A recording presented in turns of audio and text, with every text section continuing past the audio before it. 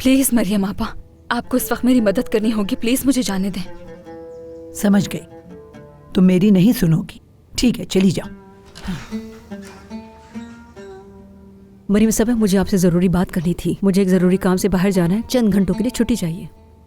ठीक है फातिमा, जाओ, चली जाओ।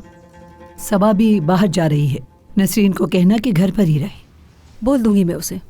और हाँ फातिमा, नसरीन से कहना नाश्ते के बाद सादिया साहिबा के कमरे में जाके उनसे मिल लें, उन्होंने बात करनी है। सब खैर तो है? क्या नसरीन ने दोबारा कोई गलती कर दी?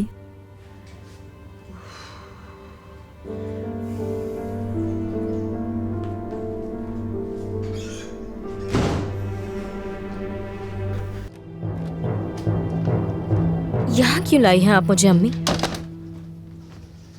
क्योंकि इस घर में काम कभी भी खत्म नहीं होने वाले। मुझे भी जाना है। लेकिन आप कहाँ जा रही हैं? तुम्हारे बाप की कब्र पे जा रही हूँ मैं। इतने दिन हो गए थे, काम की वजह से जाने का मौका ही नहीं मिल रहा था मुझे, इसलिए सोचा आज चली जाती हूँ। बस तुम्हारी फिक्र रहेगी मुझे। क्यों?